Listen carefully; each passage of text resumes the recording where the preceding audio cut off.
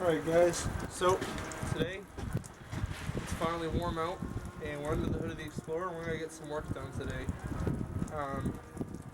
What we're going to be doing today is we're going to be replacing my radiator. Now, my radiator's formed a small leak in the side tank here, just a hairline crack, but it can expand and we're going through about a quart of coolant a week. So we're going to have to replace it. We've got a new radiator behind me, we've got new coolant put in it, and we've got all the tools to do it. So stay tuned, you're going to learn how.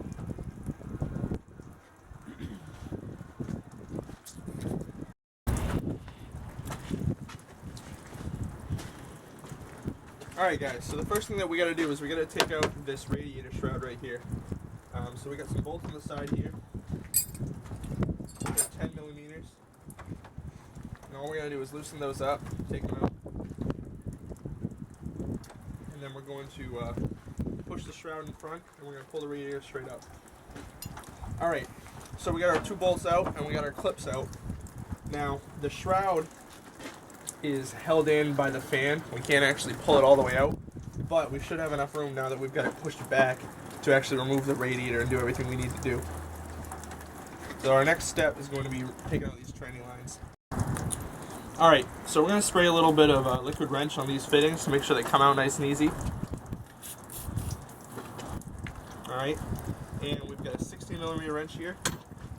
We're going to go ahead and pull these lines out. Now, with any luck, these should come straight out, but sometimes they're too corroded, you might need to get new transmission lines. Mine aren't too bad, so they are coming right out. And these will thread straight into our new radiator. Right there. Okay.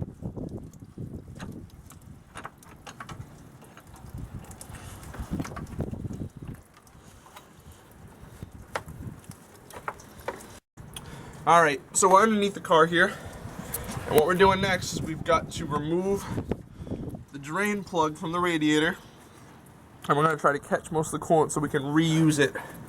Let's get in.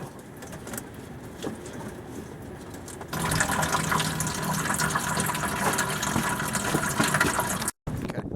Alright, so now that the wind is picking up, we've got that drain plug out, we can go ahead and remove the upper radiator hose. So we're just going to clamp it.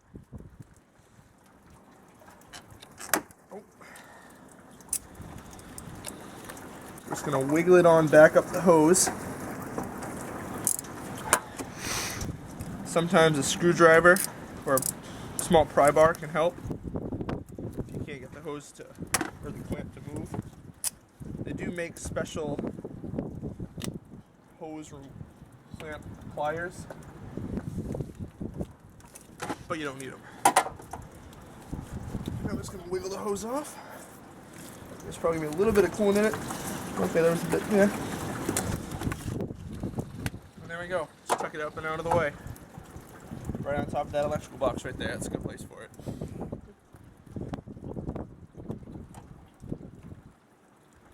We're also going to go ahead and take our radiator cap off because we do need to reuse that. That didn't come with our new radiator. Alright. Now this is going to drip coolant everywhere.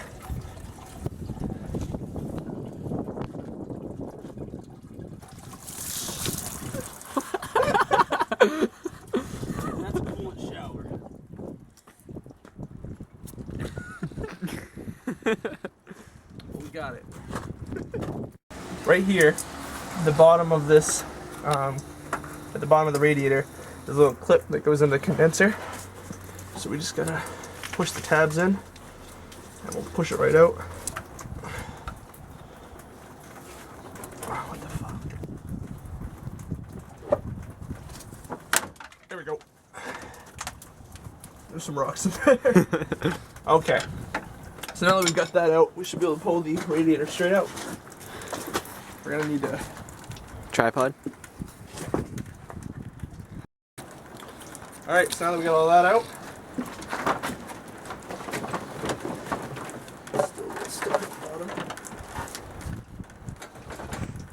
You go on the bottom and just push the condenser back a little bit. like a... Oh, It's all good. But, one sec. It's the shroud.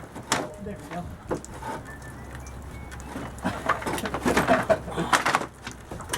and we're out. So there you have it. Alright, so here's our radiator. You can get a better look now. Here's those two tranny lines. Lower hose, the upper hose. And this is our little drain hole. So the crack that we had is right over here. You can see, oh, that was pretty nasty. I'm not going to reuse that fluid. Alright, so you can see the crack we had right here. Just a small crack, but it went straight up through the side. So, not something that you can keep. Luckily we spotted it in time before we ran out of coolant and overheated the engine. So this is going to get replaced with a brand new one that I have in the back. Alright guys, so now we're going to put the new radiator in. Just going to slide back in right where the old one was. You got to be very careful, and we don't want to hit any of the fins on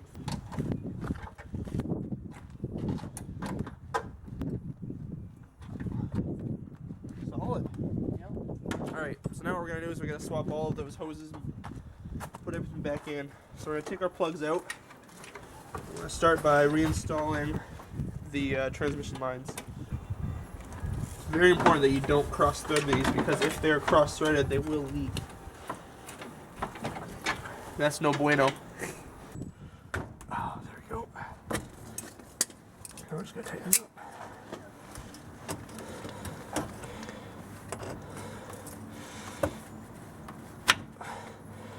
up. Whenever you're putting these back on, I always try to get the clamp about the same position it was, because it's kind of already, if you're reusing hoses at least, because it's just, that's the position it was in before. It's already kind of worn in. Makes it hold a little bit better. Alright, so the last thing we gotta do is we gotta fill it back up with fluids. Now we were gonna reuse the coolant we took out of it, but it's not so good looking. We're using just a generic. Alright guys, so I know the wind picked up there a bit, you can't really hear what I'm saying. But what I was trying to tell you is that if you need to buy coolant, buy the non-pre-mixed coolant. It's $1.50 more for a gallon of non-premix than it is for the premix stuff. So basically you get twice as much coolant for $1.50 more. This was about $12.50. So 2 gallons should be enough to do most systems.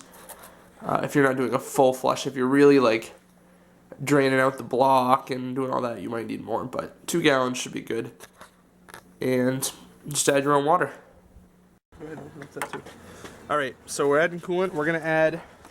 make sure it's closed. Oh, yeah. We're going to add a full gallon.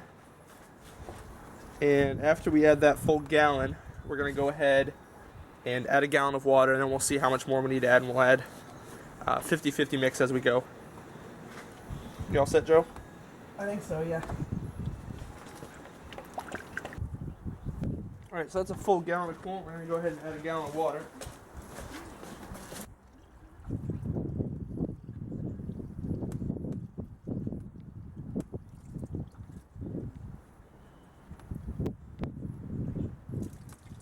Okay. So now we're more or less at a 50-50 mixture.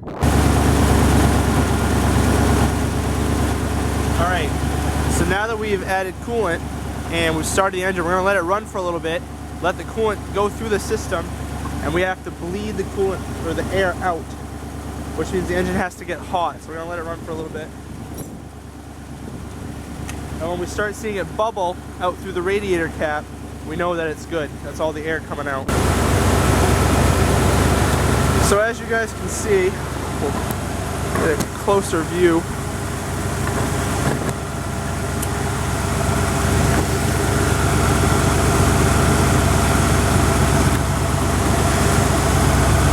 Alright, so I'm going to add some in, and we're going to watch for bubbles. So there we go, we got a little bit of bubbles. And so we're slowly bleeding all the air out of the system.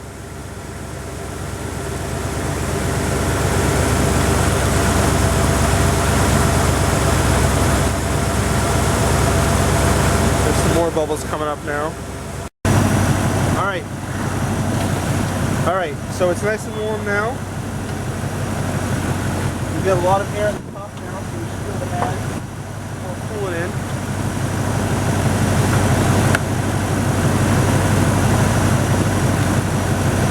And top it off.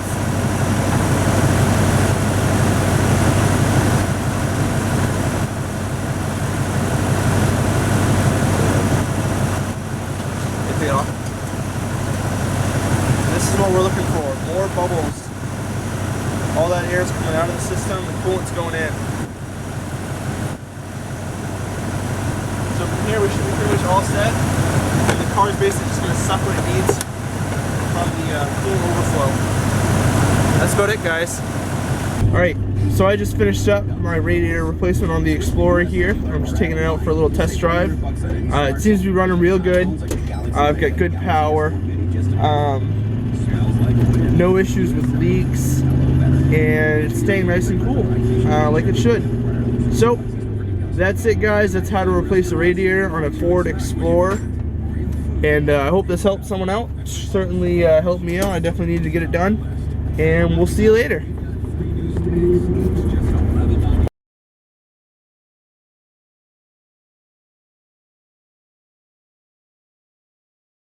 You want to shut off the wipers? Yeah. And the wipers are going on the Explorer.